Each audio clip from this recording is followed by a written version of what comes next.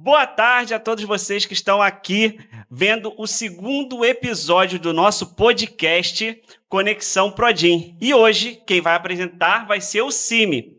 Eu, Vinícius Moraes, sou empresário, associado do Cime e também vice-presidente do Cime. E aqui ao meu lado vai se apresentar a Priscila. Boa tarde, pessoal. Eu sou Priscila Quintanilha, sou advogada do Cime e hoje a gente está aqui para tratar de um tema muito legal, muito específico: negociação coletiva no jornal DR1. Quero agradecer a todos vocês que estão assistindo, peço participação, que aqui no Jornal DR1 a gente vai trazer muita informação. Prepara também as perguntas. É muito importante você participar para que a gente possa responder todos vocês que estão aí do outro lado. E para começar, em nome do Cime, Sindicato das Indústrias Mecânicas e de Material Elétrico do município do Rio de Janeiro, desejamos que todos que nós acompanham aqui no Jornal DR1. É um prazer apresentar esse segundo episódio, né? Porque o primeiro foi muito bom e cada vez a gente vai trazer coisas melhores para vocês, que é o Conexão Prodim, a voz da indústria metal mecânica. É um conjunto de ações realizadas pelo Cime, Cimetal, Sindratar, RJ Metal, Cimec e Senrio, para desenvolver a nossa indústria. Hoje vamos falar sobre algo muito importante para vocês, que é negociação e direito sindical, e os reflexos para todos, né? Como no episódio anterior, nosso podcast será simples e objetivo e direto, trazendo as principais dúvidas sobre o tema. Para isso, temos convidados especiais e especialistas. Dr. Diógenes Melo, gerente de negociação coletiva e previdenciária da Firjan, doutora Gláucia Oliva, especialista em negociação coletiva da Firjan, doutor Renan Fegali, presidente do Cime e empresário, doutora Ana Cristina, CEO do jornal DR1 e advogada. Obrigada, doutora Ana, pelo convite. Eu que agradeço estar recebendo vocês aqui. Muito obrigado a todos. A gente vai começar agora com as perguntas. E vamos lá. Para começar, vou perguntar aqui ao doutor Diógenes. O que exatamente significa enquadramento sindical e como uma empresa pode saber qual o sindicato pertence? Tudo bem? Vamos lá. Curioso, quando você iniciou aqui a conversa hoje, você falando do Conexão Prodim, inúmeros sindicatos compõem, né, esse grupo, né, esse programa. Falou do Cime, Cimetal, da RJ Metal, Sindratar. Então, para quem está no meio, fica muito fácil identificar a que cabe. Mas quem vem de fora, quem está abrindo uma empresa, vem de outro estado, é complexo. Tá? E eu acho que o enquadramento sindical é isso.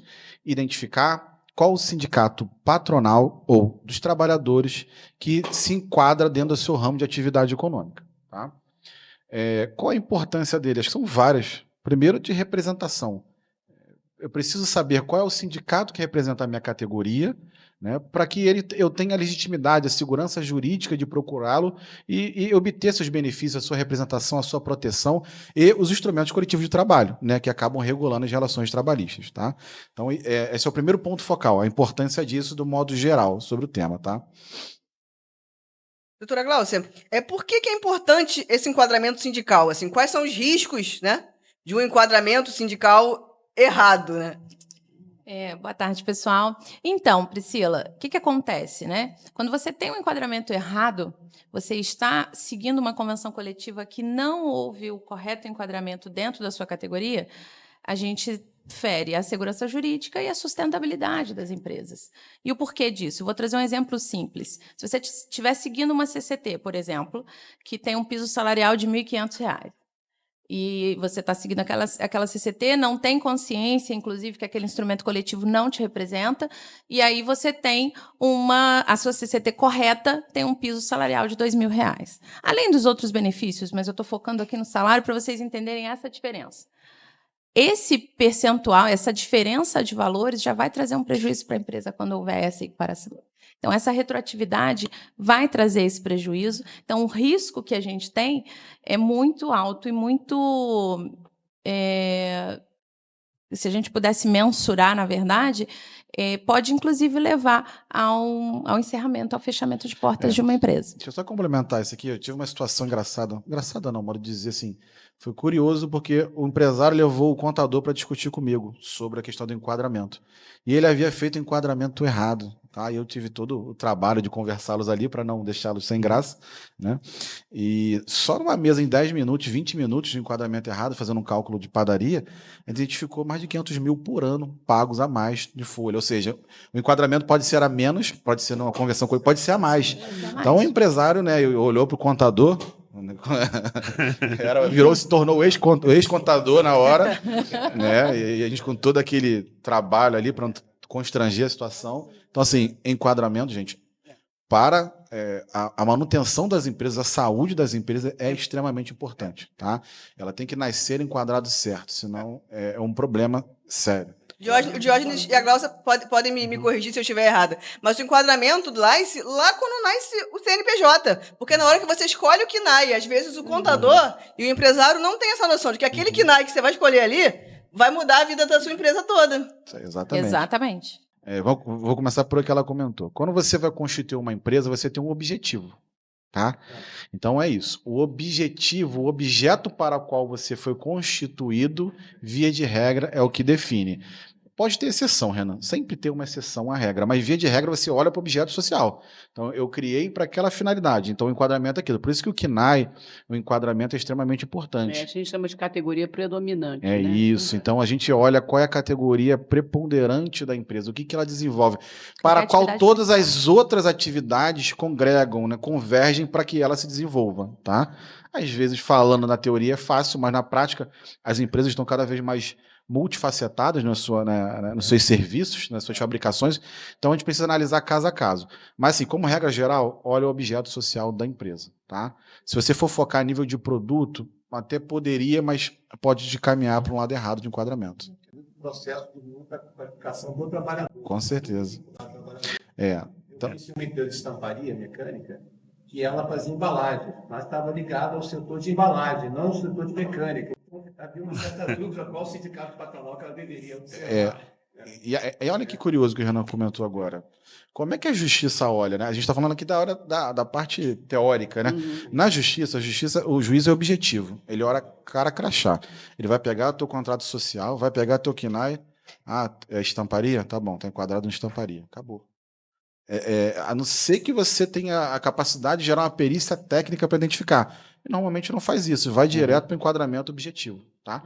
Então, documentação, contrato social é importante que retrate o que a empresa faz na prática, a realidade dela. Tá? Então, é isso. Vamos ver aqui a rede social, já aqui, o pessoal dando boa tarde, a JAR Corretora, é um grande parceiro aqui do Metal Mecânico, Jéssica Gomes, também, boa tarde. Vitor Jean, boa tarde também, está agradecendo, dando os parabéns aqui pelo podcast. Luciana Santos também, uma boa tarde, está muito bom mesmo. E o Ilha Repórter. Vamos lá. Agora, mais uma pergunta para você, Diógenes, complementando, né, essa etapa, né? Uma empresa, ela pode ser cobrada por mais de um sindicato? Vamos lá.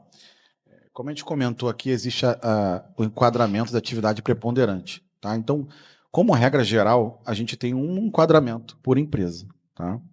Existe sim a situação do duplo enquadramento, quando às vezes eu não consigo definir muito bem qual é a atividade preponderante daquele estabelecimento, porque ela tem duas atividades que são muito parecidas em termos de número de funcionários, produção. Então, assim, fica difícil. Então, ela acaba tendo um duplo enquadramento, mas normalmente isso ocorre ou na justiça, tá? Ou numa análise muito detalhada. Outra situação é quando você tem uma filial dentro do seu próprio estabelecimento ali, com outro KNAI, com uma outra atividade econômica, e aí você acaba tendo para aqueles colaboradores ali um outro enquadramento, tá? Então, assim, poder até pode, mas eu preciso analisar no caso a caso, tá? Se torna, às vezes, exceção, tá bom? Vou comentar aqui um exemplo que a gente dá lá na Firjan. Eu tenho uma padaria, tá? Padaria no Rio de Janeiro a gente considera como indústria. Então, os trabalhadores ali dentro seguem a convenção da indústria. Só que quando eu coloco uma padaria dentro do supermercado, ela não tem ali, via de regra, um CNPJ apartado. Ela segue a atividade econômica preponderante do estabelecimento, que é a comercialização, né, de produtos. Então, aqueles profissionais ali são enquadrados no comércio. Tá? Então, é interessante. E tem também aquela questão de se a gente tem duplo enquadramento para a lei, né, que a lei trabalhista é eminentemente social, fica também valendo a mais vantajosa para o trabalhador. Ah, sim. Ela está falando quando existe uma discussão de dois instrumentos, de dois instrumentos coletivos ali, a serem né? aplicados. A serem aplicados. Isso aí também é um risco grande, né? A gente tem que tomar cuidado com isso. Até por isso que a definição do seu enquadramento, do seu contrato, é importantíssimo, justamente para não abrir margem sobre isso, tá? E a gente tem que lembrar também que existem categorias que são diferenciadas, né, Diógenes? Isso aí. Motoristas, advogados, engenheiros, eles têm uma categoria diferenciada. Então ainda tem esse detalhezinho, né? Então, assim, categoria diferenciada. Estou aqui avançando, pode falar, tá? Caminhoneiros, essa parte de transporte é interessante, né? Hoje você só aplica a convenção para os seus trabalhadores caminhoneiros se o seu sindicato patronal tiver acordado. Então, vamos lá, eu tenho uma empresa do setor material elétrico aqui no Rio de Janeiro, e eu tenho vários transportadores ali dentro. Via de regra, eu não pego aquele grupo de profissionais ali e enquadro lá no sindicato deles automaticamente. Só faria isso se o CIMI tivesse negociado com eles, tá? Então, assim, a gente leva sempre em consideração a atividade preponderante, até para não ter múltiplos enquadramentos. Senão vai ter que enquadrar os advogados no sindicato dos advogados, engenheiros no sindicato de advogados. Então, existe um único sindicato que representa, tá? O que acontece na prática? Quando você tem um volume muito grande daqueles profissionais. Eu conheço uma indústria de bebidas muito, muito grande no Rio de Janeiro, de refrigerantes, os maiores do mundo, e ela tem um número de pessoal que trabalha nessa parte de transporte tão efetivo, tão grande, que a justiça acabou empurrando ela para negociar com a categoria diferenciada. Então, ela foi quase que forçada. Porque eles precisavam, porque o número de trabalhadores estava enorme. Ô, Diógenes, é importante falar, inclusive, da súmula 141 do TRT4, que fala que você pode, inclusive, ter uma categoria diferenciada representando os seus trabalhadores sem você ter participado dessa negociação. Então, isso é importante também a gente ter em mente. Existem riscos, né? Existem situações aí, a gente foge um pouquinho à regra, mas também tem entendimentos aí que ficam, na verdade, nem pacificado totalmente, né? A gente nem pode dizer que existe. A gente estava até comentando aqui antes, assim, a gente nunca tem a total segurança de tudo ou a total resposta. Sempre tem uma vírgula, um porém, tem que ser analisado caso a caso. Depende. Eu costumo dizer que direito é muito do bom senso, não é ciência exata, mas é bom senso, né? Quando a gente se guia pelo bom senso dentro do direito, a gente consegue uma solução. Exatamente. Qual o caminho de menor risco? Acho que é isso, né? Qual o caminho de menor risco? Ou que vai te trazer menos prejuízo. O problema é que o bom senso não é comum a todos nós. Não é comum. O bom senso cada um é diferente do outro. Por isso que é importante as empresas consultarem o departamento jurídico. Por isso que existe o sindicato patronal para orientar. E ainda tem a Firjan, no caso, para os casos mais difíceis, né, que vão acabar passando para vocês. E falando até isso como o presidente comentou, nós temos um número de consultas, né, Diógenes, da Firjan para enquadramento muito grande. Porque contam com a gente para isso. Não é algo comum, não é algo que qualquer profissional está ali, de repente, ou a empresa tem alguém dentro ali de confiança que possa fazer esse enquadramento, dada a sua responsabilidade, a dinâmica e a complexidade do tema. Os sindicatos realizam esse enquadramento, né? A federação ajuda também, a gente tem esse mapeamento para identificar qual o CNAE, né? Qual a atividade econômica correlacionada a cada entidade sindical. E ainda, dependendo do assunto, às vezes só mesmo uma perícia técnica, né, para poder apurar. Aí é bem detalhado. Bem detalhado. Doutora Glaucia, ainda dentro do enquadramento sindical, há diferença entre enquadramento sindical econômico e o profissional? Tem uma diferençazinha crucial que eu vou dizer aqui o que acontece. Quando a gente está falando, né, do enquadramento econômico, a gente está falando especificamente da atividade preponderante principal da empresa. E aí, para trazer um termozinho aqui para vocês entenderem, é o dono do negócio, é o dono da casa. Então, a gente está falando, em regra, do enquadramento regular. Então, a gente já faz o enquadramento a partir da atividade preponderante daquela empresa, ou seja, é o sindicato patronal. Quando a gente fala do enquadramento profissional, a gente já está dizendo o seguinte, e aí até voltando um pouquinho para falar que eu ia comentar esse exemplo e passei rápido, quando a gente está falando, por exemplo, da produção de peça de metal, a gente está falando do setor metal mecânico. Então, a gente tem a representação patronal ali. Quando a gente vai para o enquadramento profissional, ou seja, o sindicato dos trabalhadores que representam aquela categoria, a gente vai estar falando dos metalúrgicos. E aí é o empregado do negócio, é o empregado da casa. Né? Então, nós temos ali o enquadramento da atividade preponderante, que geralmente é o que a gente faz, é mais usual, né, Diógenes? Se a gente pode dizer assim, e o enquadramento profissional, que a gente vai ter efetivamente o responsável, o sindicato que representa aquela categoria ali de trabalhadores. Acho que é importante essa diferenciação, né? Sindicato de categoria econômica representa empresas, ponto. Sindicato da categoria profissional representa trabalhadores. Isso. A gente vê uma prática muito comum e temerária das empresas procurarem o sindicato dos trabalhadores para tirar dúvida. Toda semana eu recebo ligação da pessoa que acha que eu sou o sindicato dos trabalhadores, que a gente atende os trabalhadores. E aí tem gente... Oposição, né, gente? Eu ouso dizer que tem gente que não sabe que existe um sindicato patronal. E aí, quando eu ligo e explico que a gente representa as empresas, a pessoa não sabe, nunca se deparou com aquilo. Então, assim, é um papel de comunicação, né, de a gente esclarecer tanto os empresários, né, quanto os empregados, que do outro lado também tem muito empresário que acha que só tem o do trabalhador. Entendeu? E não consegue entender o quanto a gente pode estar apoiando, o quanto a gente pode estar ali fornecendo de serviço, e tudo que a gente pode oferecer. E às vezes tem até o sindicato patronal como o inimigo.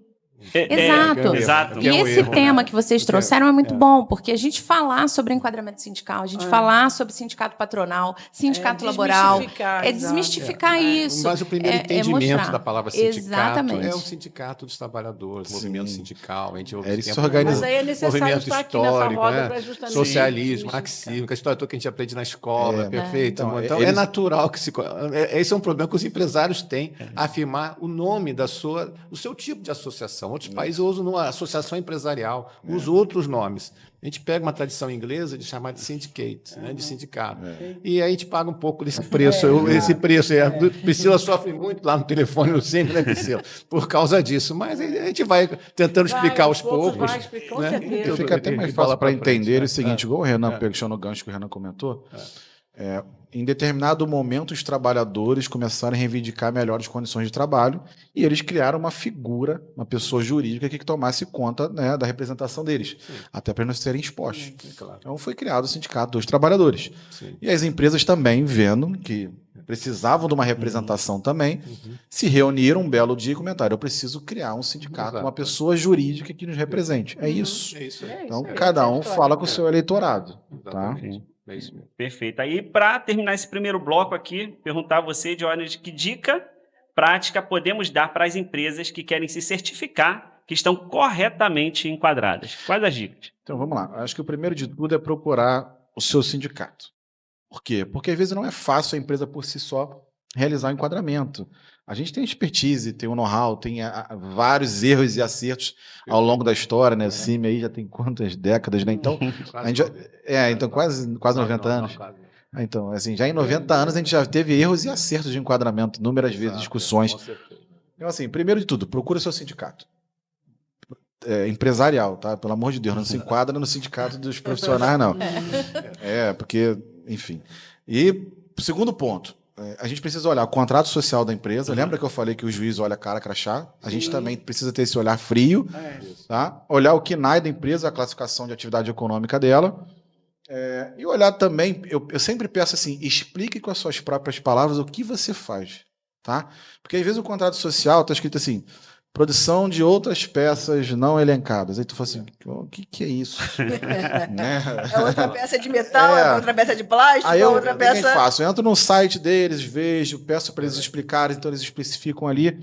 Então todo esse arcabouço, todos esses itens juntos me dão o direcionamento para o enquadramento. E aí, no caso, eu até valido até com os sindicatos, porque eles têm a maior expertise ali, tem várias empresas com o mesmo tipo de KNAI. Então, assim, primeiro ponto, procura o sindicato. E perguntar, pedir uma complementação, e aonde que eu posso procurar? A empresa, onde ela pode procurar qual sindicato Como é que ela começa essa busca? Já puxo até uma sardinha que era para o nosso site da Firjan. Nós temos uma lista de todos os sindicatos no nosso site, inclusive colocando o nomezinho dele, telefone, a maioria das vezes e-mail. Então, se os contatos do sindicato estiverem atualizados, eles vão estar ali. Mas você também pode buscar junto ao Ministério do Trabalho. Mais algum, Diógenes? Justamente isso, né? A Firjan tem um sistema de enquadramento, a gente ajuda a enquadrar as empresas. Então, procurar a gente é um caminho. Já é um caminho, perfeito. Tá? E eu diria até que é um caminho bem mais completo e mais acessível, né? É. Porque a Firjan E mais seguro, né, doutora? Exatamente, tem mais acessibilidade para esses assuntos, não desmerecendo, mas a gente sabe que a acessibilidade é bem melhor. Inclusive, a o caminho que eu nossa procurei. Quando eu fui me associar, foi no site da Firjan que eu procurei Maravilha. e achei o CIMI ali pelo enquadramento, mais ou menos. Aí depois a gente Então, perguntou e tal, teve um conclamamos suporte legal. Conclamaríamos e foi. todos os demais a fazer o mesmo. Exatamente. Por isso que eu perguntei. Perfeito, Quero perfeito. agradecer aqui, ó, o pessoal que está aqui curtindo, dando boa tarde. Aqui o Jorge, Luciana, Roberta. E pode puxar as perguntas também. Se tiver alguma pergunta, aproveita, já vai colocando as perguntas aqui, que a gente vai passando aqui para os nossos entrevistados, tá? Quero agradecer mais uma vez aqui o Jornal DR1, toda a equipe ali técnica. Vamos lá. Já passando agora para uma segunda fase, já explicamos o que é, né? Uma introdução do direito sindical e coletivo. Como é que nasce uma negociação coletiva, Diógenes? O que é uma database, por exemplo? Então, vamos lá. Acho que, primeiro de tudo, a gente tentar explicar o que é, afinal, uma convenção. Vai ter essa pergunta em um momento, né? Mas Com certeza. E seríamos bons explicarmos o dissídio, o acordo e a convenção. É. Já E sai a todo próxima mundo sabendo pergunta tudo. aí já puxa. Você adiantou Já bem. sai sabido. Ele não vai entrar no meu tempo. Vou entrar no tema dela. Vamos lá. Sim, ela vai explicar melhor, mas assim, negociação é o ato de sindicatos, se reunirem para regular as relações de trabalho daquela categoria. Então, o que é uma negociação coletiva? O que é uma database? Negociação coletiva é o ato, né, dos sindicatos anualmente se sentarem para negociar cláusulas e condições de trabalho para aquela categoria, para aqueles trabalhadores e para as empresas. E normalmente a gente tem um marco temporal, que a gente chama de database. Tá? Em determinado momento, os sindicatos trabalhadores remetem uma pauta para os sindicatos dos patronais, requerendo condições de trabalho, melhorias. Quero 10%, quero PLR, cesta Cláusulas básica. econômicas e sociais. Cláusulas econômicas e sociais, né? E mais 70 páginas de pauta, né? Fecha a empresa da chave na mão deles. Mas é o papel deles, é defender. Então, existe esse marco temporal que eles mesmos definiram na Assembleia deles, então pode ser em maio, em outubro, em janeiro, eles encaminham essa pauta de reivindicações para a gente. E quando a gente fecha a convenção coletiva, porque às vezes é muito difícil você fechar no próprio mês, né, que se inicia. Às vezes demora 3, 4 meses até mais. Então, normalmente, os efeitos delas retroagem à database. Então, por isso que eu falo que é um marco temporal. Então, minha database é maio, eu fechei em novembro. Os efeitos retroagem a maio para que ela tenha validade de 1 ano ou 2 anos. Tá? Então, Deixa eu complementar isso que o Diógenes falou com relação à database. Eu entendo isso muito como um marco. É um marco anual que você vai ter aquele reajuste, né? Vai vir a segunda pergunta quando fala sobre isso e muitas pessoas confundem e falam, não, meu dissídio é no mês tal. De 10 pessoas que eu atendo no sindicato, 8 perguntam, doutora, já saiu o dissídio? É isso. Então, é aquele marco, né? Onde ele vai ter aquele reajuste salarial, onde as empresas e o sindicato se reúnem ali, os sindicatos, na verdade, se reúnem visando também, pensando, na verdade, na valorização daquela mão de obra, né? Da continuidade do trabalho e da relação. E a pergunta é para você mesmo, que é essa, que ela já adiantou um pouquinho, né? Que é qual a diferença, né? De convenção coletiva, acordo e dissídio. Então, convenção coletiva, quando a gente pensar em convenção coletiva, a gente está falando de algo muito mais abrangente, muito mais ampliado. Vai acontecer entre o sindicato patronal e o sindicato profissional, ou seja, o sindicato laboral, eles vão sentar ali e vão fazer essa avaliação. A gente tem também, e lógico, isso aí vai abarcar toda a categoria, toda a abrangência territorial de ambos os sindicatos. Quando a gente fala de ACT, do Acordo Coletivo de Trabalho, a gente já está falando de uma situação bem mais específica. A gente vai estar avaliando ali, vai estar um sindicato laboral, ou seja, o representante dos trabalhadores sentados com uma empresa. Isso acontece muito quando a convenção coletiva, no seu geral, ela tem que ter um olhar muito voltado para toda a categoria, sem poder olhar a individualidade de cada empresa. E se você tiver alguma questão muito específica, você vai para um acordo coletivo. Vou trazer aqui um exemplo para vocês.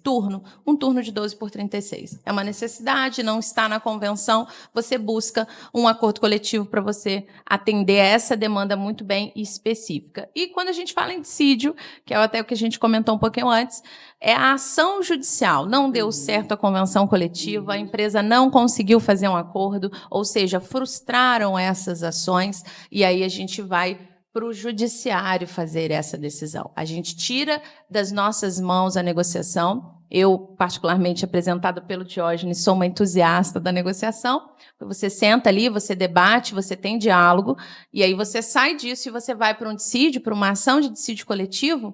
Você está passando para o desembargador, desembargadora, a decisão desse coletivo. Ali ele vai ter toda essa decisão e vai passar o bastão para eles, sem muita atuação e sem muita autonomia dos sindicatos. Sem conhecer bem Inclusive, a sem conhecer, né? a peculiaridade, a cultura desse trabalhador. Então, é realmente quando você já exauriu todas as outras possibilidades que seriam uma convenção ou um acordo, e aí você desemboca num dissídio. É importante dizer que o dissídio, assim, eu não sei porque esse nome pegou na praça, né? Todo mundo fala dissídio, nem fala acordo e convenção. Tecnicamente, né, eu me referi à convenção como dissídio, tá errado, mas a gente já está acostumado. Posso tentar responder? Pode. Pode. É de novo a questão de cultura. Vamos lá. Porque muitos e muitos anos, as negociações eram complexas. A Priscila deve ter pego um pouco disso, né, Priscila? Sempre ficava esperando o que o juiz vai dar. O que São Paulo está dando no judiciário, o que o judiciário de lá está dando. Então, acabava levando, as partes levando para o juiz para acabar definindo alguma coisa, e sempre o terceiro mandava na gente. Então, há uma grande mudança de mentalidade hoje em dia entre as partes. E a Firjan, ainda bem, né? Ainda bem, né? A Firjan, Mas houve, a gente a Firjan dissemina. é líder nesse mas processo. houve, de fato, um momento, senhor presidente, que se instaurava dissídio Se instaurava dissídio. Era uma aguardava sucessão. a data base, era quase um momento formal. Formal, era aquela inflação alta também, você o deve dissídio lembrar disso, né? coletivo. Aquela inflação altíssima, Sim, né? E o juiz dava mais 2, mais 3, mais 4%. Então, a Firjan sempre foi líder em propor uma negociação coletiva, porque os acordos deviam ser por negociação coletiva. Fortalecer. Então, essa cultura ainda tem um ranço dessa época, que é o que o juiz vai dar. Né? O dissídio não significa arbitragem de um terceiro, no caso E as judiciário. pautas Né? dos julgamentos, nessa ocasião, ficavam cheias Ficavam de trabalhador cheias, e empregador. Era uma Era briga. uma torcida Aqui de um era um lado e de problema, outro, era um movimento aqui no Ministério, né? aqui no TRT, da primeira região. Exato. Era um momento histórico. Ônibus, né? Era uma carro de som. Tinha acompanhamento da mídia. Se entabulou, se consolidou falar de sítio. Exato, foi por causa, até hoje. Por causa disso. Mas, felizmente, superamos mas sem essa embargo fase. também do dissídio, do acordo, da convenção, a gente ainda tem um outro viés de negociação coletiva, que são os termos de ajustamento de conduta, né, as mesas redondas, na antiga Agora é o delegação do RPP, né? trabalho, A gente tem a formação pré-processual. O cumprimento do Ministério Público ainda tem esses Pouca gente utiliza, instrumentos mas que é um pode se serviço. socorrer. Pouca gente utiliza, mas o que a doutora falou que é um serviço do Ministério do Trabalho, que é uma mesa redonda, né? Mediação. Uma mediação instrumentos muito que podem interessante. se socorrer para coisas mais imediatas, eu Perfeito, diria, né? Sim. Um assunto mais estanque ali, mais imediato, entre exatamente uma empresa que quer resolver aquilo rapidamente. Acredito que o- outro podcast, é só nisso aí. Acredito que o termo de ajuste de conduta não querem muito, realmente, fazer uso. Mas a mediação, sem dúvida. A Mas- mediação a gente usa bastante, inclusive Mas na isso- casa, no MPT e no Ministério do Trabalho. Beleza. Quero agradecer aqui o Ézio, o Luiz, Heloísa, a Aline, o Jorge Gomes, que fez algumas perguntas aqui para a gente poder responder. Carlos Batista, a Luciana. O Jorge perguntou aqui para a gente poder esclarecer o que é database. Foi que a gente Foi o que respondeu respondeu, agora. né? E A diferença Uma entre acordo coletivo, convenção coletiva e Ótimo. dissídio, que foi o que a gente Beleza. Já respondemos. acabou de também. responder. E uma outra dúvida aqui, tá?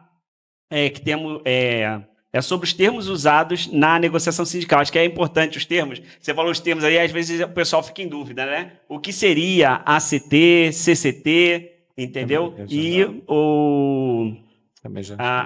as empresas são preparadas para atuarem? Como é que Seria isso. Se você puder responder, eu agradeceria. Isso, a ACT é o Acordo Coletivo de Trabalho, Beleza, a CCT perfeito. é a Convenção Coletiva de Trabalho, né? E o dissídio a gente até chama de DC por conta da sigla, já acompanhar Aham. o próprio processo. E eu entendo que, assim como o Renan falou, a gente vem caminhando hoje com um diálogo muito mais fortalecido. Hoje é muito mais interessante você sentar e negociar e entender até onde vai, apesar de que a gente também vai falar sobre isso, sobre os limites, né? Ali da negociação, pensando no bem-estar e na sustentabilidade da empresa, mas também do trabalhador. Claro. É uma balança, né? A gente trabalha com equilíbrio.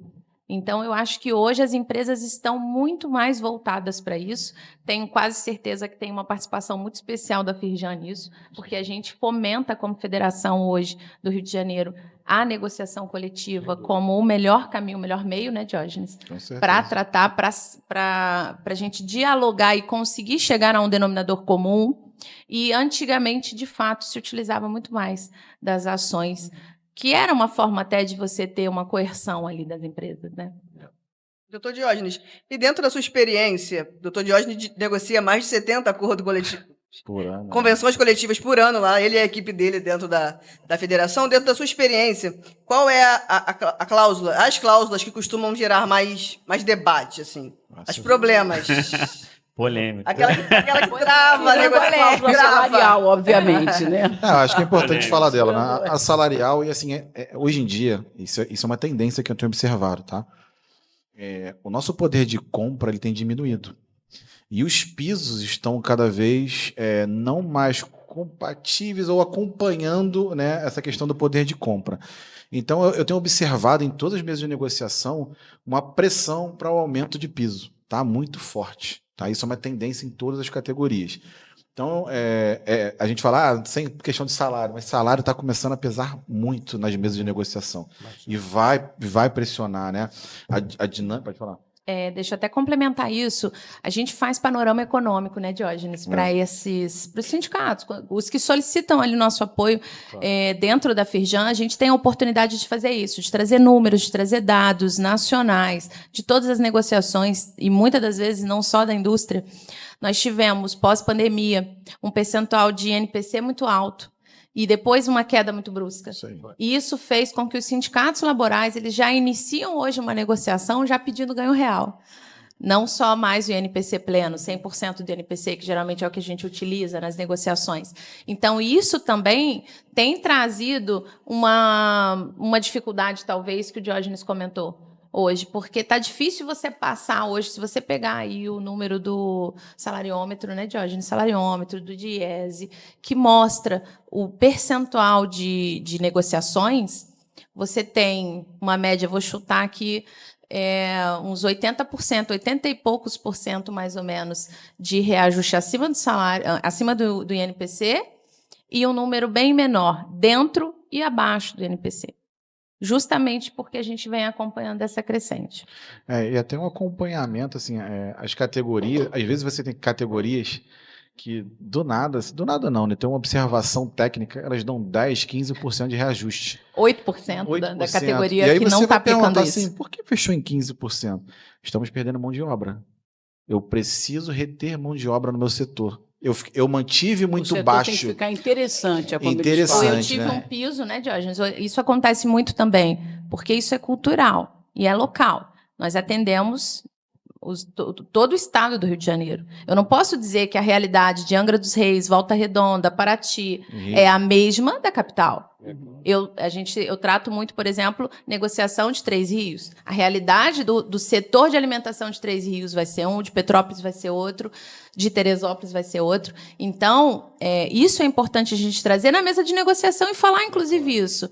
Não adianta vocês trazerem uma CCT aqui para a gente de um reajuste de 8%, porque eles tinham, de repente, um piso menor do que o que a gente está praticando aqui dentro do interior.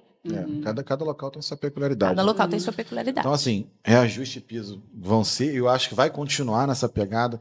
A gente está com turnover, né? Essa questão de redução de turnover, competição entre os setores, né? Então, assim, vai continuar. E aí eu tenho várias outras. Querem trazer sempre um PLR. As cláusulas de natureza sociais também. Quer são trazer um polêmicas. PLR, quer trazer um plano de saúde, que é extremamente complexo para se aplicar uma convenção coletiva, por exemplo. Cesta básica, que se pede muito, todo santo ano vem, toda a pauta vem cesta básica. Os seguros. Os seguros. E assim, Tudo isso é a gente tem um bom. jargão, né? Depois que entra na convenção é difícil sair, tá? Então, começa com R$50 a cesta básica, você acha que é pagável, ano que vem tá 100, na próxima tá 150. Daqui a pouco, essa rubrica, ela tá tão pesada que a negociação às vezes trava por anos ou meses. Porque já estava pagando 700, 800 reais de cesta básica, e como é que tu tá 5%? Né? E aí, o Renato até se assustou de 800, tem categoria pagando 500, 600 reais de cesta básica, entendeu? PLR de, sei lá, 2 salários mínimos. Então, é muito pesado. Acrescido de X% do salário. Então, depende do setor, obviamente. Aí, por exemplo, farmacêutico. Aí, quando tu vem com qualquer reajuste de 5%, 6%, a negociação trava, porque já está tudo evoluindo, né? A gente pode falar aqui também depois, Renan, da questão da outra atividade, tá? Então, PLR, cesta básica, são todas essas, e a parte do financiamento sindical também, que sempre trava as mesas, né? Essa é uma dor única para todos. Essa dói em todo mundo. Dói em todo mundo. E vamos para a próxima pergunta, né? O que significa o princípio negociado sobre o legislado? Há limite para essa prevalência? E quais são os riscos? Diógenes. O Glaucio, desculpa. Para você, Glaucio. Para ser aqui equilibrado, né? Vamos lá. Então, equilibrar as perguntas.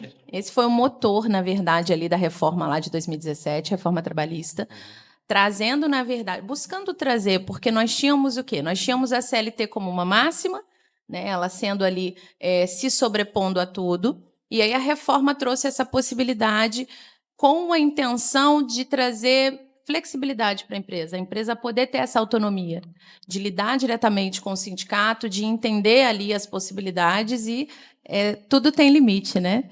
Assim como a própria negociação. Então, não extrapolando, né, o que a gente diz, dos limites ali que nós temos estabelecidos como inegociáveis pela Constituição Federal e pela CLT, que são férias, redução do salário mínimo,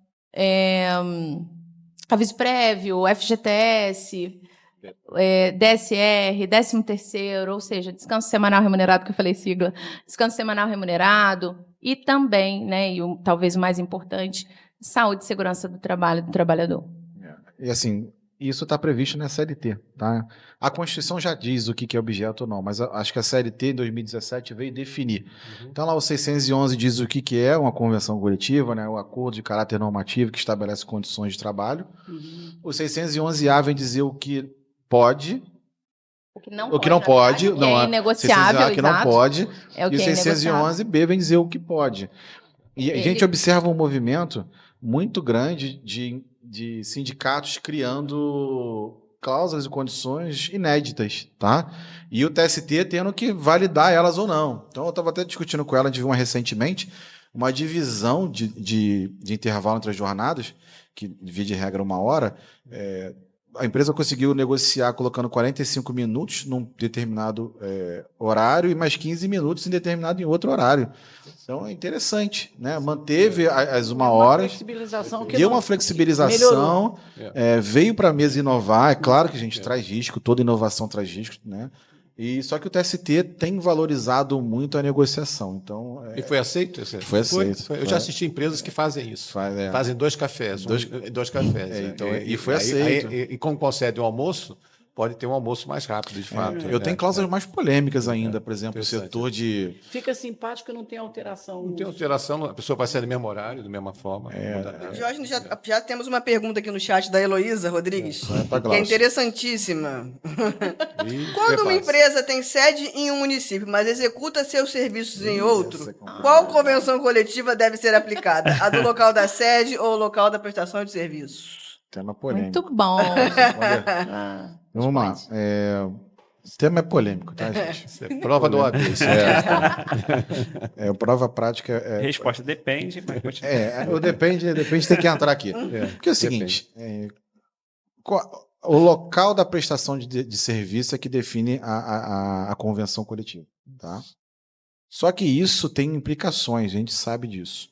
Às vezes o profissional fica 8, 9, 12 meses, 24 meses em outro local, prestando serviço, depois ele retorna para a sede. Então, o que eu sempre recomendo com isso ocorra? Seguir o que está na região, tá bom? Mas colocar sempre uma rubrica ali temporária, alguma coisa que vincule lá, para que depois ele saia do contrato dele, tá? Alguma coisa temporária. Rubrica conforme convenção coletiva da região tal, tá bom? E Pra não que ela venha também, se me permite, depois alegar uma situação piorativa, né? Que ele estava numa situação confortável e piorou. Então, Sim, para evitar também. isso, convém que coloque. Porque ele vive, às vezes, o melhor dos dois mundos, né? Ele está aqui numa situação... Aí mudou para uma ele outra, tem uma aquela convenção, piorativa, ele não quer aí ele mais. vai para uma outra região, Então, se que aí entra tiver- PLR, entra cesta exato. básica. Então, se tiver essa E aí depois, observação, fica mais para seguro. retornar, então algumas empresas já contratam o profissional lá na região e às vezes Exatamente isso que eu desliga ia lá. falar. Porque, assim, Contrata lá. não tem problema. Aí você mata o problema. É claro que fica- é começa lá e custoso. fica lá. Ele começa lá e termina lá. Mas se esse profissional realmente for voltar, você tem que ter um olhar para tentar colocar ali uma rubrica separada, provisória, para que Pra depois não ter essa alegação. não ter essa alegação de incorporado. Posso É fazer escolher mais- o difícil, na verdade, né? Porque se você está levando um profissional para lá, você pode ter um deslocamento a depender do local, que a empresa vai ter que custear isso, né, Diógenes? Então, e aí não é só a questão da utilização da convenção coletiva do local da prestação de trabalho. É o que é melhor, fazer uma contratação naquele campo ou você realmente levar alguém daqui. Então, realmente é você escolher o seu difícil.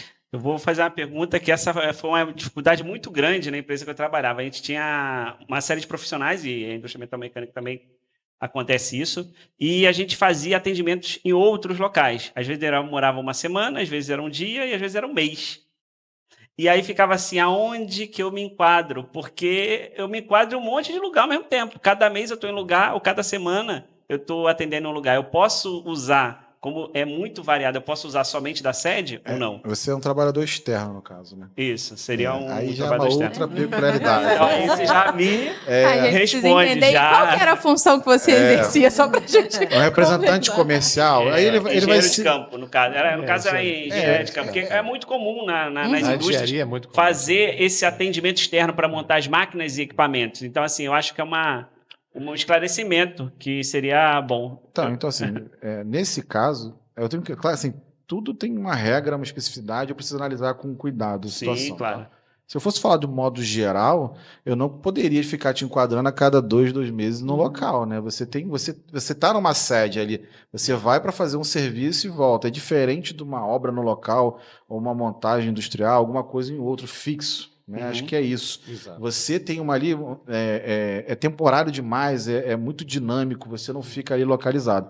E não tem posto de trabalho ali, né? não Ou tem. seja, não existe. Não tem um posto de trabalho fixo Sim, lá ali. fora também. Exatamente. No caso, eu uso onde eu tenho o sede. CNPJ ali Recurso, né? da Isso sede. aí. A não É ser isso que eu aí. tenha uma filial lá e atenda aquela filial. É isso, Exato. né? Entendi? É Beleza. Isso aí. Perfeito. Vamos lá. Doutora Glaucia, e como o sindicato patronal garante que essas condições negociadas sejam sustentáveis para a empresa? Foi o que a gente estava falando lá do início, né? Quando a negociação vira um dissídio, aquilo vai parar na mão do desembargador, que não faz ideia da realidade nem do patronal, nem dos trabalhadores, né? O ideal é que ela não chegue ao dissídio. Tá? Então, se hoje você me perguntasse, ou se, por exemplo, você falasse assim, ligasse lá para nossa gerência, olha, a gente está precisando de uma ajuda aqui, já esticamos a corda, eu até brinco muito sobre isso, que negociação é esticar a corda, então você está, de um lado, tentando alcançar um denominador, nós ainda temos mediação no MPT, no Ministério Público do Trabalho, e a mediação no Ministério do Trabalho, exato. Que a gente consegue fazer essa mesa redonda, consegue conversar, ainda vamos ter domínio, porque tanto quanto um servidor ali do Ministério do Trabalho, quanto o próprio procurador trabalhando numa mesa redonda, ele não interfere. Nós tivemos algumas recentes, eu tive algumas recentes, salvo melhor juízo, Nova Friburgo, entre outras empresas em municípios menores, eles não interferem. Na verdade, eles estão ali realmente tentando conduzir e a gente teve bons resultados. Então, o importante é tentar utilizar todos os recursos e ferramentas que nós temos de mediar isso administrativamente e o dissídio ser uma última alternativa, porque E a aí hora também- que a gente... E também, Glaucio, eu destacaria a importância das empresas participarem das assembleias, das Muito pesquisas salariais, porque o pessoal isso. não quer assembleia de condomínio, assembleia de sindicato, ninguém quer Exato. participar. Mas é importantíssimo. Mas quando dá... Olha, isso acontece muito. Você fez uma assembleia, você conversou, você ali insistiu, você esticou, olha, o percentual de reajuste vai ser 6%. Aí o telefone, né? Aprovou o telefone, vai tocar. Alguém vai te ligar e vai dizer: não, mas eu não podia, minha empresa não tem condição de dar 6, tem condição de dar 5,5. E ela não participou. E aí, convocação para a Assembleia. Esse é o problema.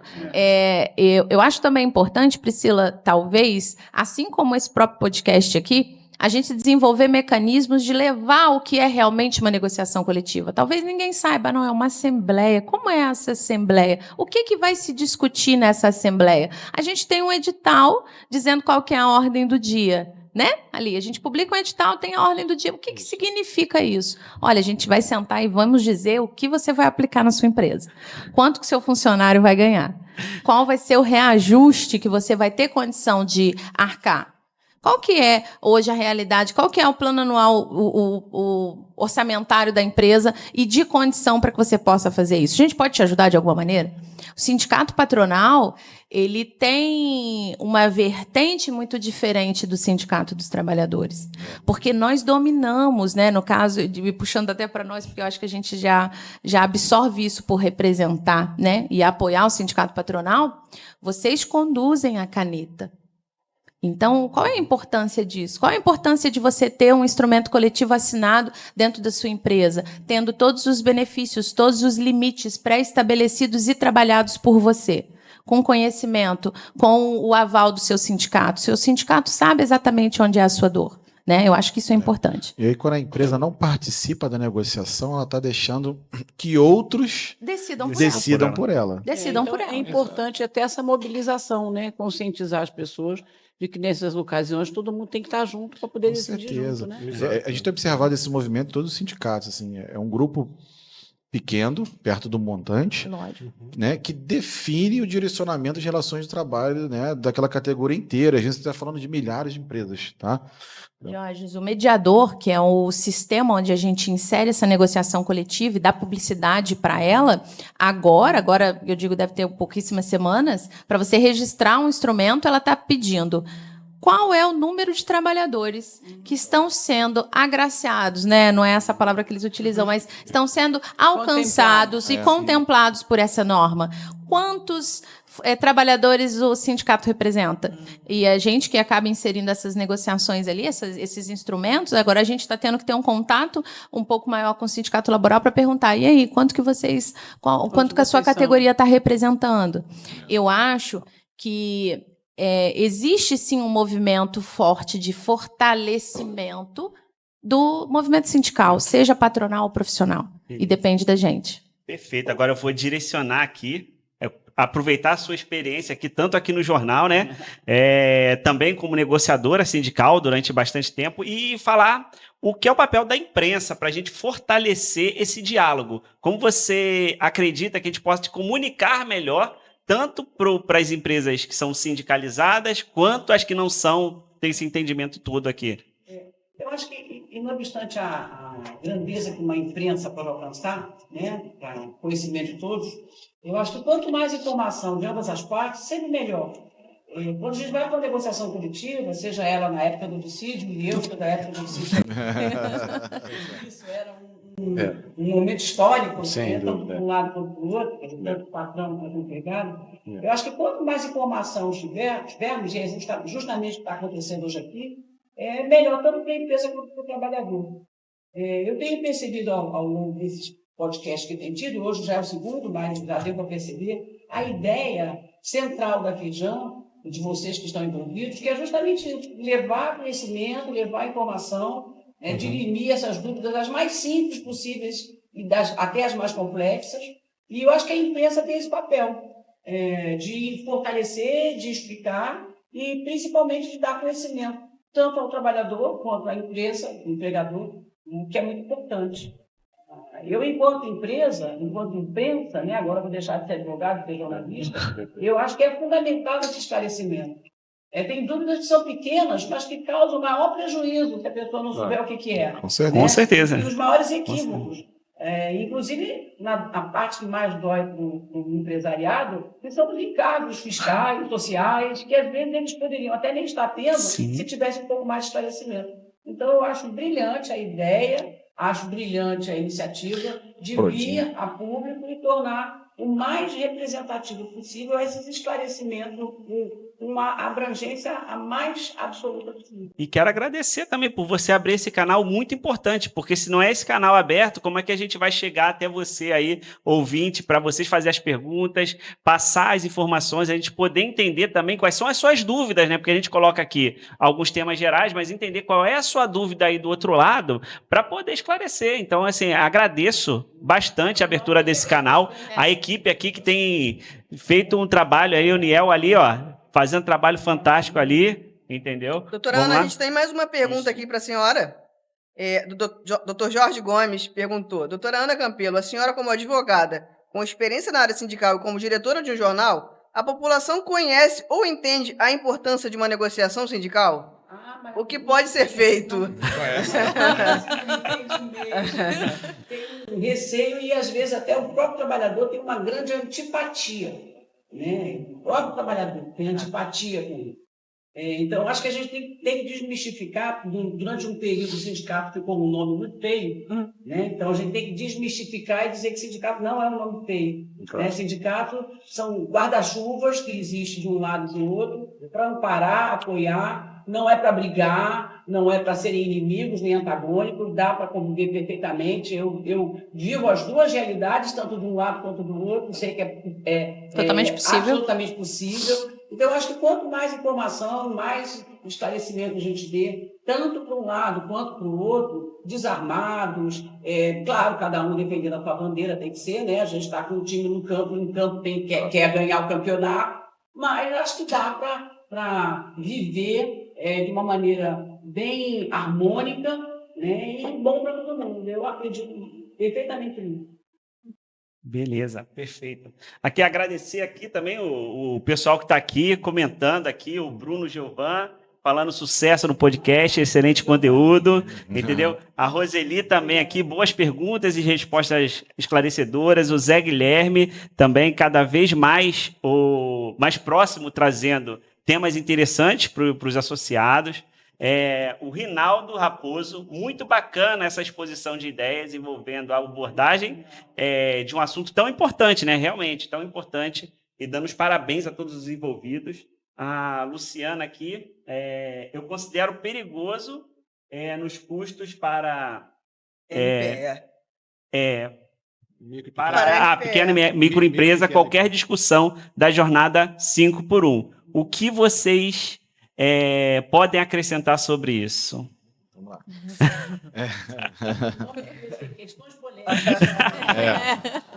Então, olha só. A redução da jornada é um tema que tem uma pegada política, né? Infelizmente. Ela nasce com um propósito político que tem um impacto econômico devastador. Ponto. Assim, os sindicatos, as federações, todas elas estão empenhadas para que não ocorra essa alteração legislativa que venha a reduzir a carga horária de trabalho no nosso país, tá? Então, a gente tem tomado cuidado com isso, estamos observando, estamos falando com os parlamentares, estamos fazendo aí um corpo a corpo, porque assim, não dá para fazer uma canetada, uma redução com impacto devastador na economia do nosso país. As empresas não suportam. As empresas já estão com dificuldade, especialmente as pequenas. Então, teria o que remanejar pessoas, mandar pessoas embora, teria que contratar outras, então, assim, o país sofre muito com produtividade, né? Essa produtividade está travada há 20 anos. Nosso aumento de produtividade é pífio, tá? A gente está patinando. Então, assim, falar de redução de jornada sem falar de produtividade é afundar mais ainda o nosso país, tá? É afundar as empresas. Então, realmente, não só para as pequenas, para todas elas, não é o momento de se discutir isso no nosso país, tá? Tem países que já fizeram, mas aí não dá para comparar países do primeiro mundo, né? Países com economia sólida, forte, que conseguiram desenvolver, mas nosso país, infelizmente, ainda não tem essa condição de fazer isso. Tá? Aqui tem mais uma pergunta aqui direcionada ao engenheiro Renan Fegali. Como o senhor vê a necessidade de uma maior participação da empresa e seus sindicatos patronais para que o processo de negociação sindical atenda os interesses de todas as partes?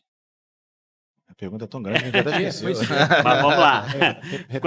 A necessidade de uma maior participação das empresas junto aos sindicatos patronais, né? É o que nós desejamos, né? É o que nós desejamos, né? Aliás, esse é um ponto importante para as empresas, dos sindicatos, perdão, de manter uma área de comunicação forte, né?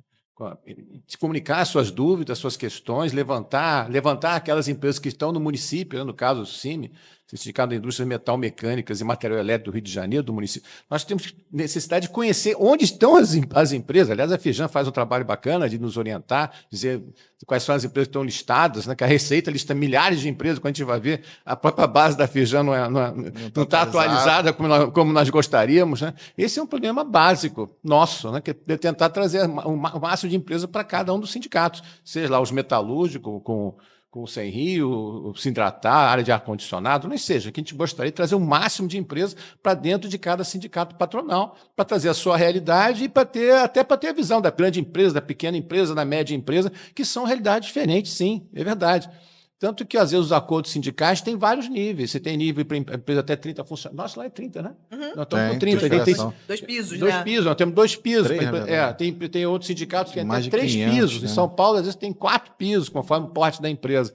Então, quanto mais as indústrias vierem participar dos seus sindicatos, vai ter relevância o porte dessas empresas e a negociação sindical vai ser o mais próximo possível da realidade delas.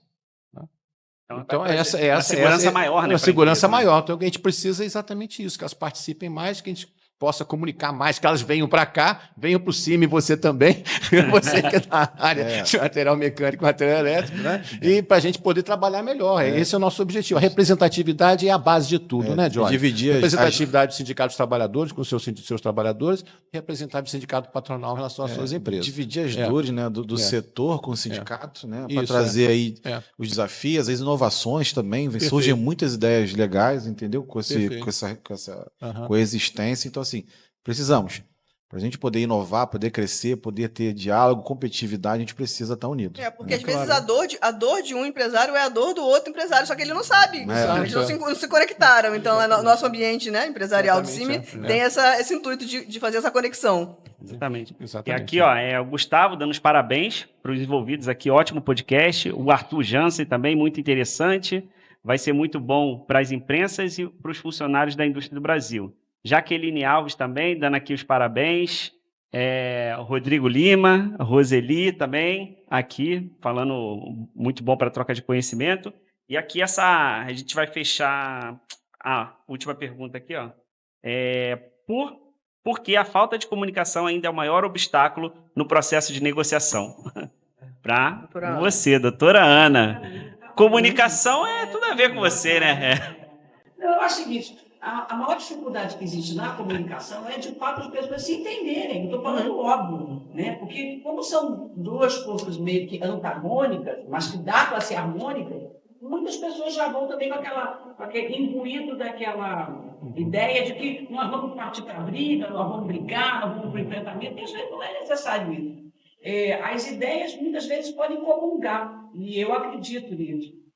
Nós temos aí várias dificuldades no empresariado de se manter fiel às suas diretrizes, principalmente por conta dos encargos sociais que são caros, dos encargos sociais que são perversos, né? E às vezes o lado de lá não tem essa compreensão. Então, acho que fazendo com que as ideias sejam divulgadas, com que as ideias sejam propagadas, e vejo aqui todo mundo com uma clareza de raciocínio fantástica. Obrigado. Né? Muito boa, fiquei assim, feliz de ver isso, feliz de ver que haverá continuidade, haverá amanhã, né? Então acho que dá para conduzir, sim, com certeza.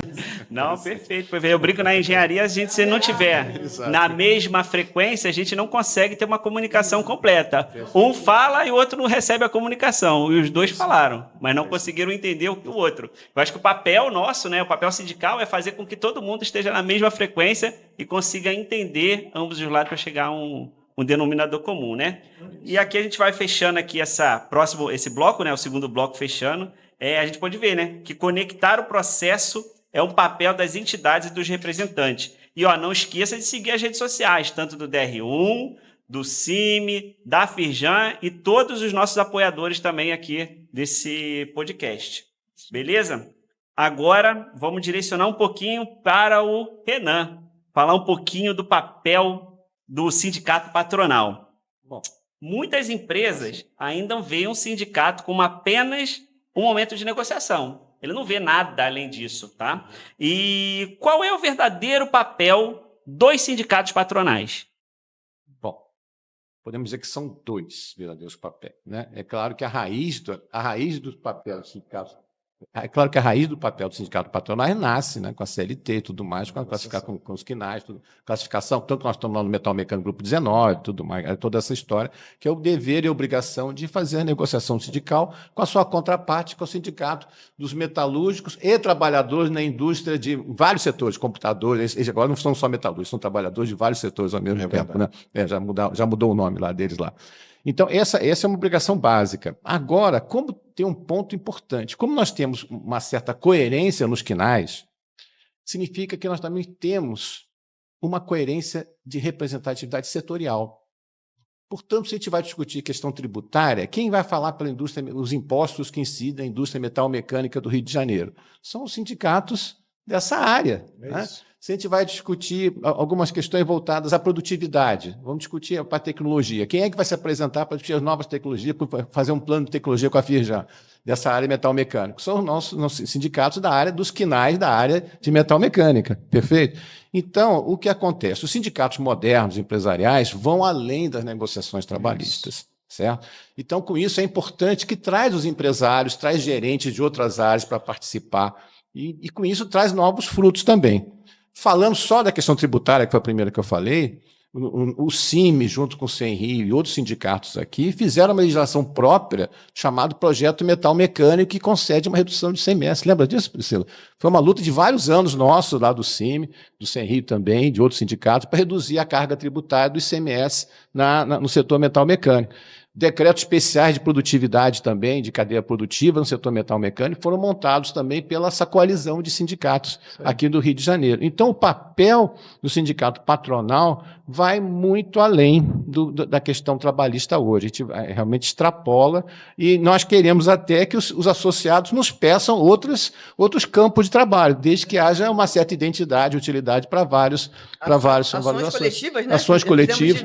Fizemos ações coletivas, lembra? Qual dos associados? Ganhamos, né? Ganhamos duas, perdemos uma, mas ganhamos também, né? A parte de treinamento de recursos humanos, o sindicato, aliás, aqui é uma expressão também disso, né? Aqui é uma área de treinamento de recursos humanos também, que nós estamos fazendo aqui agora, né? Então, nós temos treinamento de recursos humanos intensos, caravanas de negócios, vamos a São Paulo, outros lugares, levando os empresários para conhecer outras tecnologias mais avançadas e vice-versa, né? Então, esse é o papel. Acho que nós temos o papel do sindicato patronal é bem vasto, que vai muito além hoje do beabá. É uma empresa complexa. Né? É uma empresa complexa. Está ficando mais complexo. Mais complexo. De fato, é. A oportunidade de capacitar os próprios trabalhadores, né? Também. É muito interessante o que a senhora falou. O nosso sindicato é muito diversificado. A senhora tem razão, mas tem um sindicato que acho que até vai fazer uma palestra aqui, acho que na próxima vez, o Sindratar, que tem um programa de qualificação em ar-condicionado. É muito interessante, ele tem um projeto, dentro do sindicato. Agora, o que nós fazemos? No setor metal mecânico, nós orientamos o Senai, que é a nossa parceira prática tecnológica dentro da Firjan, para os cursos que nós estamos mais interessados que sejam desenvolvidos. E fazemos um trabalho importante também de comunicação, de levar as pessoas, seja não só os filhos, pessoas ligadas aos ex-funcionários, não importa, levar o máximo de pessoas para a aprendizagem do Senai. Nesse ano a gente vai bater um recorde. E agrega, dá valor, capacita. Da própria indústria tem um trabalhador. Exato. E as empresas contribuem. sim, profissional, sim. e eles entram até nas convenções coletivas. Também entra. Nós pagamos por isso, né? Que está dentro das verbas dos nossos encargos, está lá a verba para o SESI e para o Senai. Então, essa é uma obrigação, não é um favor, não. Essa obrigação nós de interferir e solicitar que o Senai... Coletivas leva até o nome de curso de qualificação. Tem alguns casos, tem alguns Tem casos assim, qualificação, tem isso aí, coisa de setorial qualificação. Em também. São Paulo Mas isso é bastante interessante, comum o que o Renan isso. falou, né? Hoje o Senai ele desenvolve soluções baseado nas dores das empresas, né? As empresas são as empresas que têm o know-how, né? Têm a dificuldade ali, têm a expertise que trazem para o Senai desenvolver, né? Essas capacitações, esses cursos, esses instrumentos. Então é importante que a empresa seja um parceiro Tem realmente. horas que o Senai está mais avançado tecnologicamente até que as próprias empresas. É um ponto E interessante. E a gente vai aprender tecnologia dentro do ambiente do Senai. A própria empresa era o contrário, né? Antes formava só aquilo que você precisava, o básico. Né? Hoje estão muito avançados. Isso é um trabalho muito bacana que a Federação das Indústrias tem feito aqui no Rio de E Janeiro. eu acho que é um papel fundamental do sindicato levar isso, porque muitas vezes a pequena e média empresa ela não consegue ter o equipamento necessário para fazer um protótipo. Verdade. E o Senai ele vai dar o apoio tecnológico para isso. Então, tem assim, o é um papel Fab Lab. fundamental O Fab da Lab gente que é aqui, aqui, tanto o né? Fab Lab quanto Isso. vários Tecnologia outros e processos. inovação é com a Ele gente. vai, tipo assim, a gente contrata o Senai como empresa ou um pool de empresas, como a gente vai no sindicato, vai lá, para auxiliar aquele setor, para criar novos produtos, para a gente ser mais eficiente aqui na produção. Acho que é um papel fundamental do Senai e nós, como sindicato, envolvidos nisso. Estamos envolvidos nisso. Agora nós estamos numa campanha no Senai de aproximar a chamada Educação em Carreira. Nós estamos agora para lançar esse programa, que é um programa em que o formando do Senai vai começar a fazer contato já com as indústrias do seu setor, que está interessado. Está nascendo, não está brotando, está anunciando aqui já esse novo programa. Quem sabe nós estamos Spoiler. spoiler nosso aqui. Quem sabe pode ser um tema aí de um próximo Pode ser, claro. podcast. Pode ser. Renan, sem já dúvida. puxando um pouco novamente para a negociação sindical, de que forma o sindicato patronal representa os interesses das indústrias, nas negociações especificamente? Bom, Priscila, a nossa experiência diz, né? Em geral, a gente faz uma pesquisa entre nossos associados, né? E além da participação bastante expressiva que a gente tem no nosso associado, o CIM tem quase 100 empresas associadas, então a gente faz também uma certa consulta com eles e percebemos um pouco o clima. Nós temos também uma diretoria bastante participativa, né? Vocês já conhecem o CIM, é bastante participativa, então essa diretoria atuante, a gente já sente mais ou menos o clima das empresas, como é que está. Ano passado, por exemplo, a gente estava com um clima bastante, né, confiante. Lembra disso, Priscila? Né? Você participou, né, do nosso negócio. Tivemos uma negociação até bastante, vou dizer inovadora, mas bastante confiante no crescimento econômico. Né? Já esse ano a gente sente uma incerteza muito forte e a gente não foi um diretor ou outro que chegou a essa conclusão. A diretoria percebeu esse clima mais crítico, a resposta da nossa pesquisa também não foi muito favorável, né? Então, cada ano a gente vai percebendo, a gente não pode botar, como se diz, ir além, né? Além do que se pode ir, perfeito? Então, a gente vai percebendo isso e vai monitorando os nossos negociadores, que no caso são o Diógenes, né? A Ana Cristina, que não pôde vir aqui hoje, perfeito, e o Aldir lá na linha de frente, né? Que está lá negociando, lá e a Priscila também, que acompanha as negociações lá com o grupo, né? E a última pergunta aqui para a gente finalizar, quais são os serviços que o sindicato patronal pode oferecer e apoiar para as empresas? Entendeu? E o fortalecimento disso para o desenvolvimento econômico da nossa região. Certo.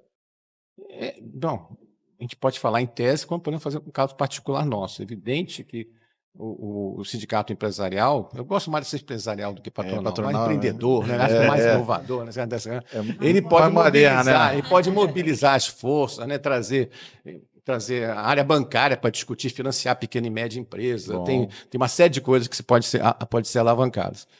Mas, no nosso caso especial, a gente tenta prestar o máximo de serviço para os nossos associados. A gente tem uma área de defesa civil defesa jurídico-trabalhista, aqui com a Priscila é responsável por isso, né? Então, o nosso associado tem a defesa praticamente gratuita, a consultoria tributária, consultoria jurídica praticamente é gratuita também, é uma defesa de partido. Nós temos uma área também lá de consulta tributária também, então o associado vai ter uma série de dúvidas na área tributária, contratual, civil, societária, nós também desenvolvemos esse tipo de área.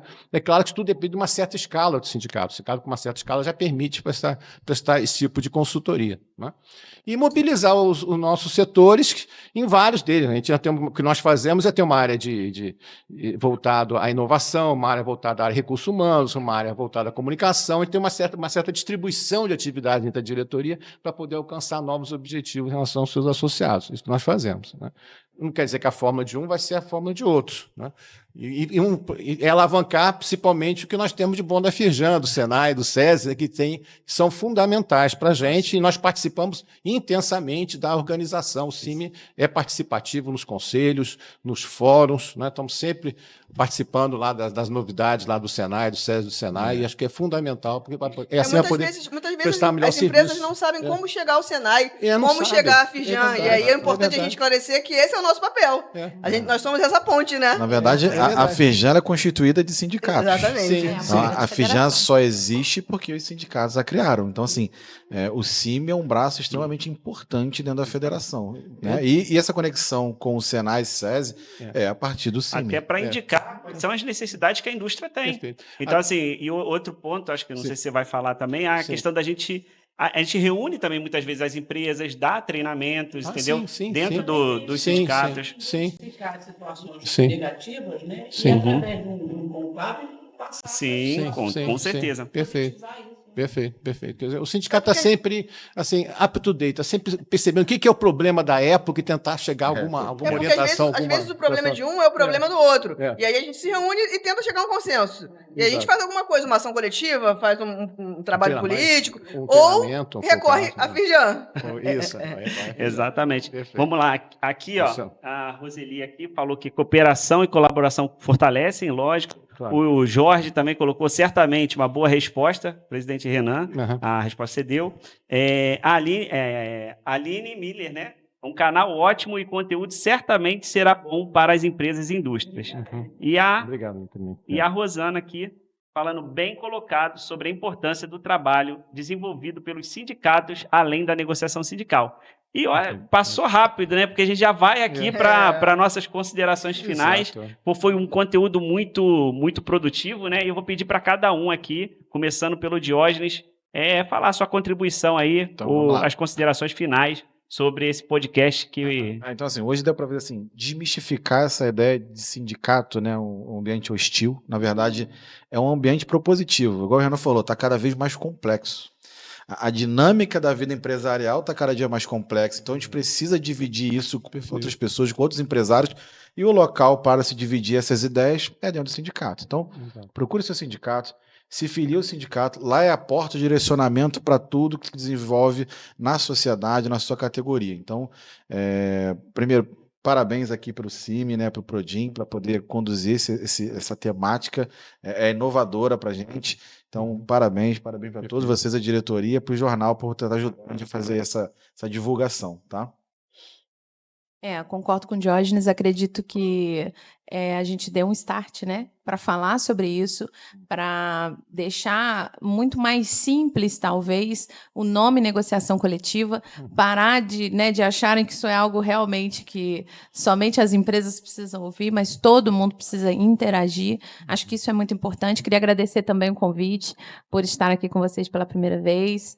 E acho que é isso. Acredito que a gente pode contar com a gente para fazer, né, essa disseminação de assunto, conversar sobre isso, fazer uma roda, identificar quais são os pontos que a gente pode auxiliar também e que as pessoas procurem os seus sindicatos, que as empresas procurem os sindicatos para ter mais conhecimento sobre o tema. Sindicato empresarial, tá, gente? Por favor.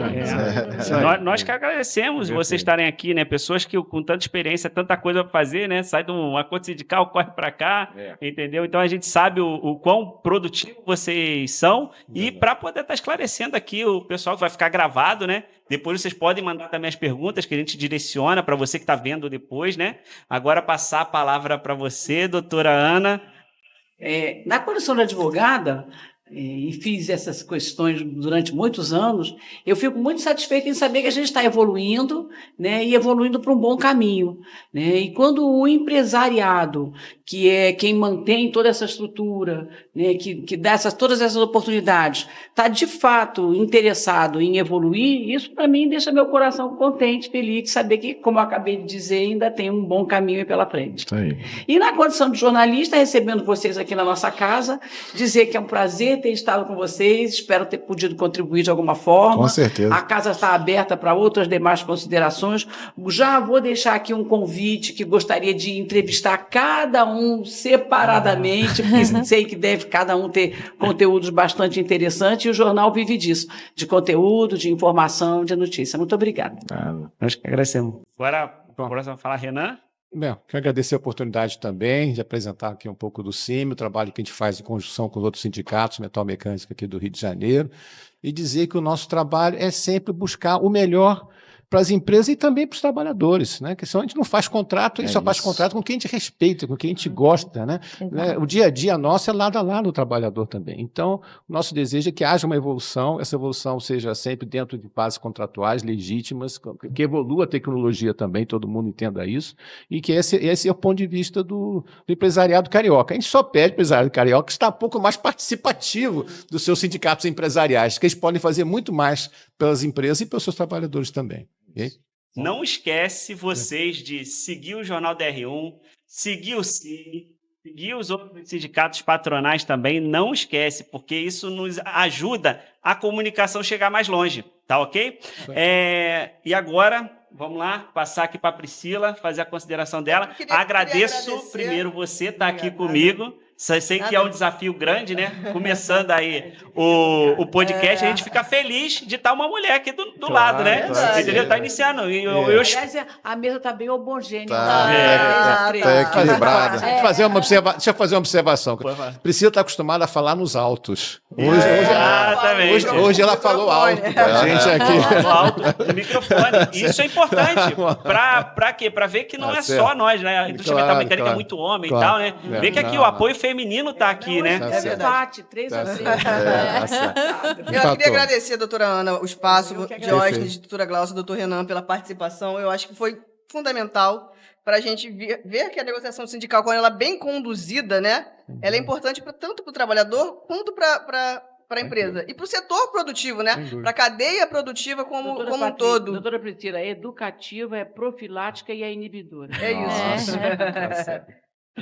Muito bem. Isso aí. E agradecer de novo, mais uma vez, o Jornal DR1 aqui por estar essa porta de comunicação aí com o mundo, entender as nossas questões sindicais, entender qual é o papel do sindicato, da Firjan, das empresas, dos trabalhadores, tá? Nael ali que tá, filmando a gente, é o cara que vai chegar do outro lado. Para chegar aí do outro lado e você ver, tá ele aqui. O pessoal que serviu água aqui, nós fomos muito bem recebidos aqui. Claro, a gente tem o maior prazer de poder falar o que a gente pôde contribuir, o que vocês contribuíram aqui, tá? Agradeço os convidados que estão aí do outro lado, fazendo pergunta, fazendo os questionamentos, trazendo mais informação, porque a gente coloca aqui o que a gente viu até hoje, né? Mas pode ter informações novas, né? Por exemplo, eu tirei uma dúvida aqui que eu tinha muitos anos que eu não conseguia responder. Entendeu? Eu trabalhei 10 anos e não conseguia ter um apoio, mas também não sabia da existência do que eu poderia aproveitar do sindicato patronal, certo? Fortalecer, esse podcast busca fortalecer aqui a indústria metalmecânica, entendeu? Com todos os sindicatos que fazem parte aqui do Prodim, perfeito? E o próximo episódio aqui para vocês vai ser no dia 16/11, pelo Sindratá. Vocês devem acompanhar na rede social, porque esse vai ser surpresa. E vocês precisam estar seguindo para saber o próximo tema. Não esquece, estaremos aqui no próximo episódio do Conexão Prodim.